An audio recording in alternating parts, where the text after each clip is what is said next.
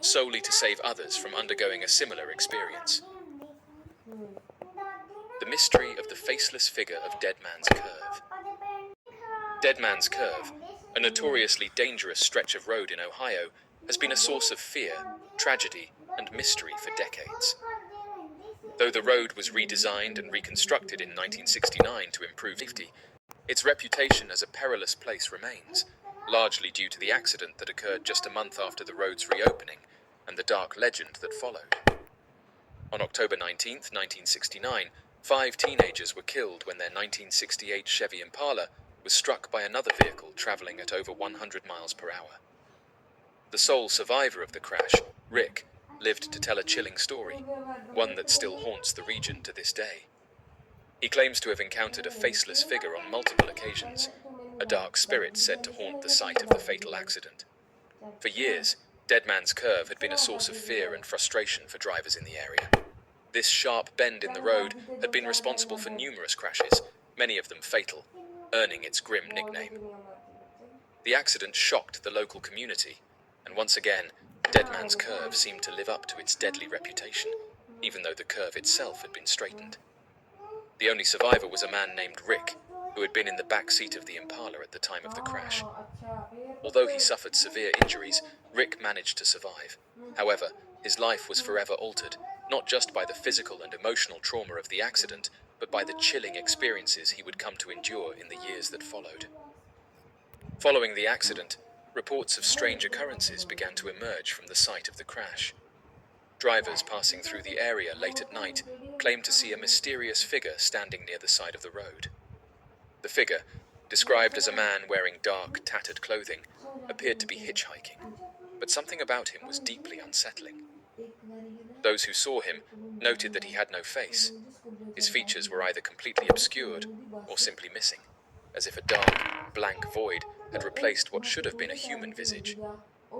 The faceless figure became a local legend, with many speculating that it was the spirit of one of the victims of the crash, doomed to wander the site of the tragedy for eternity.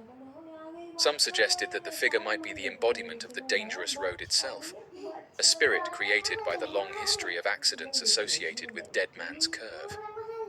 Regardless of the theory, one thing was clear. The intersection had not lost its aura of danger, and the faceless hitchhiker became a feared and infamous presence on that stretch of road. For Rick, the lone survivor of the 1969 crash, the faceless figure became more than just a local legend. It was a terrifying reality. Over the years, Rick has claimed to have seen the faceless hitchhiker 5 times, each encounter leaving him shaken and disturbed. His first sighting occurred not long after the accident, as he was driving through the area late one night.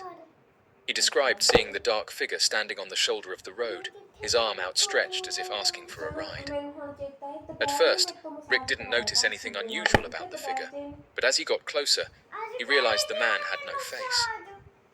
Overwhelmed with fear, he sped away, but the image stayed with him for days.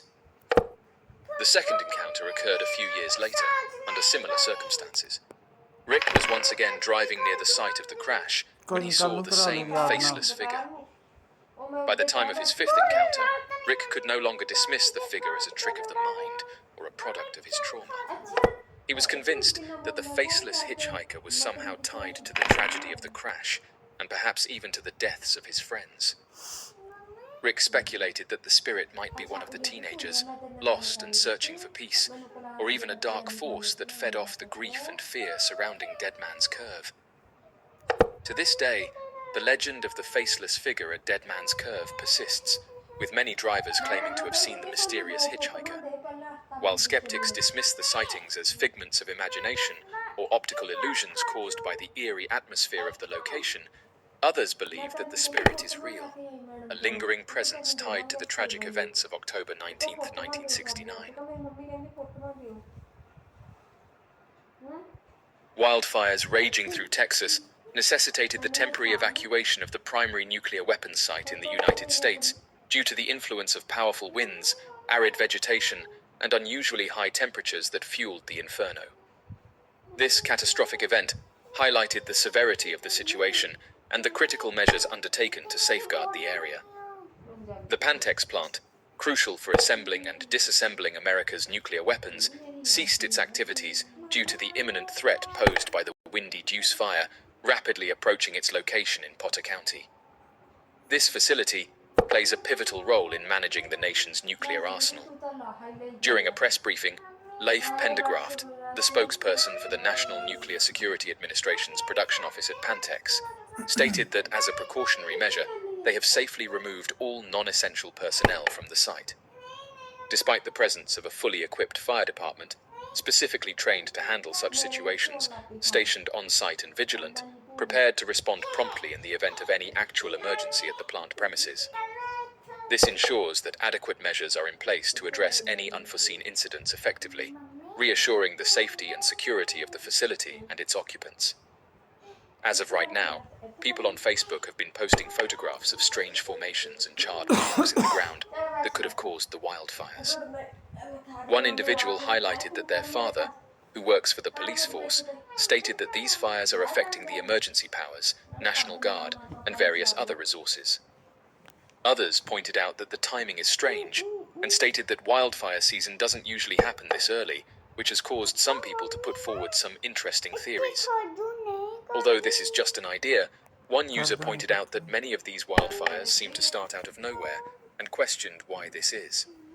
Pantex, a prominent facility in nuclear weapons assembly and disassembly, is strategically located approximately 17 miles, or 27 kilometers to the northeast of Amarillo, Texas. Since 1975, it has served as the primary facility in the United States for the assembly and disassembly of atomic weapons.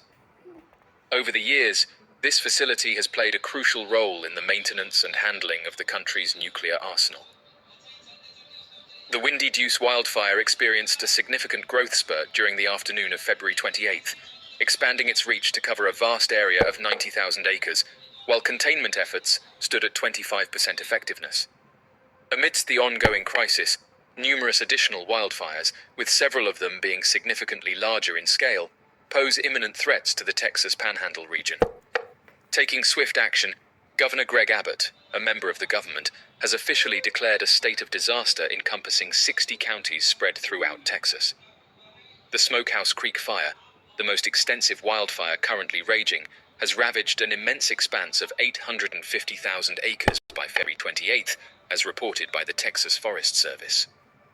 Surpassing the state of Rhode Island in size, this wildfire has grown exponentially, doubling in size just within a day. To put this into perspective, it is now nearly 20 times larger than the area of Washington, D.C. This intensive wildfire has not only engulfed vast swathes of land, but has also posed significant challenges for containment efforts and firefighting operations. At a mere 3% containment level, the ongoing wildfire has the potential to exceed the size of the largest fire ever recorded in the state, which covered slightly over 900,000 acres, possibly by the culmination of activities on Wednesday. The exact trigger for the fire that engulfed the thinly populated regions nestled amid expansive grasslands remains undisclosed by officials. Texas residents are advised by Mr. Abbott to restrict any activities that might generate sparks and to exercise care to ensure the safety of their family members. This recommendation is particularly crucial to prevent accidents and protect loved ones from harm. In the latest updates, the Grapevine Creek Fire, which is relatively smaller in size, has reached a containment level of 60%, as per the report released on Wednesday. Similarly, the containment level of the Magenta Fire stands at 40%, indicating gradual progress in managing the situation. Additionally, the 687 Rima Fire, situated just to the south of the Smokehouse Creek Fire, has achieved a containment rate of 10%. According to the National Weather Service, the weather conditions have shown significant improvement compared to earlier in the week. The forecast for Wednesday indicates that the state will experience lower temperatures and gentle winds, factors that are expected to contribute to restricting the expansion of the 5 ongoing fires in the Panhandle region. This alteration in weather patterns is crucial, as it offers a glimmer of hope in controlling the wildfire situation. Early this week, the National Weather Service released red flag warnings and fire danger alerts for numerous states spanning the central region of the country. This action was prompted by the convergence of strong winds, exceeding 40 miles per hour, elevated temperatures, reduced humidity levels, and the presence of dry winter foliage, creating a perfect storm for potential wildfire outbreaks. These warnings were specifically targeted at ensuring public safety and vigilance in light of the heightened risk posed by the prevailing weather conditions in the specified areas. The Smokehouse Creek fire also spread to Oklahoma late Tuesday, causing evacuations and destruction in the towns of Gage and Shattuck. In response to escalating threats, evacuation directives were dispatched encompassing various counties in Texas during the recent events. The county and city authorities took to broadcasting on the social media platform Facebook to engage with the populace fraught with anxiety, addressing their inquiries in real time, urging residents to activate the emergency alerts on their mobile devices and remain poised for an immediate evacuation. Officials painted a vivid picture of the perilous situation. Some thoroughfares were depicted as engulfed in flames on both sides, painting a harrowing picture while acknowledging the strain on resources being pushed to their limits in managing the crisis. During a recent incident in Fritch, a small town, a fire outbreak compelled certain residents to evacuate their homes as the flames leaped across a highway. On Wednesday morning, the Hutchinson County Office of Emergency Management issued a statement highlighting a distressing situation where numerous residences have been devastated, with some engulfed in flames, particularly in the area of Fritch. Texas State Senator Kevin Sparks announced that a mandatory evacuation order had been declared for Canadian, a community of approximately 2,000 residents situated around 100 miles northeast of Amarillo. Subsequently, on the same day, the Hemphill County Sheriff's Office advised the remaining population of Canadians to take refuge either at their homes or relocate to the high school gym due to the closure of various roads in the area. The move was prompted by an escalation of the situation, necessitating immediate action to ensure the safety and well-being of the local residents and to mitigate potential risks associated with the prevailing conditions in the region. In addition to the evacuations that took place in Canada, further evacuations were also mandated in the vicinity of Miami. Furthermore, on Wednesday, schools in both Canadian and Miami declared closures as a precautionary measure. Moving east from Canadian, authorities in the fire-affected region of Durham, Oklahoma, advised residents to evacuate due to the escalating fire threat. Ivona Visorek. It was the 17th of July 2010 in Spot, Poland. In the early morning light, 19-year-old Ivona Visorek makes a final call to her friend Adria.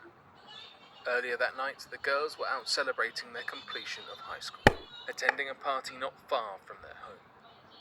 Adria convinced Ivona to leave and to continue their partying at a nearby nightclub, Dream Club. Not long after midnight, they arrived at the club, along with three of Adria's male friends, Paul, Adrian, and Mark. After an argument with the men, Ivona stormed out, determined to walk the almost 4 miles home. Texts from her phone indicate she was angry her friend did not follow her out of the club after the argument. There were several calls made to Adria. The last one occurred at around 4 a.m., in which Adria had apologized for the incident at the club. Ivona confessed she wasn't in a state to be seen at home, still drunk from all the partying. Adria informed Ivona she would leave her keys outside of her apartment if she wanted to come to stay with her. CCTV easily tracked Ivona's path, having been seen on several different cameras. Barefoot and alone, she headed towards the neighborhood that she and Adria lived in. Needless to say, Ivona never arrived.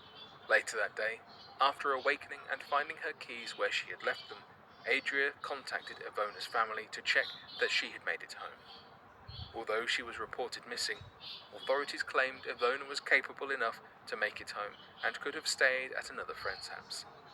It was a week before the disappearance of Ivona was taken seriously. During the last few seconds of the video captured of Ivona, a man was seen walking behind her. He was possibly the last known person to see her alive. Even though his picture and sketches were widely circulated, no one ever stepped forward claiming to be the man. And he was never identified. In 2014, Adria and one of the men from the club were interviewed regarding the disappearance.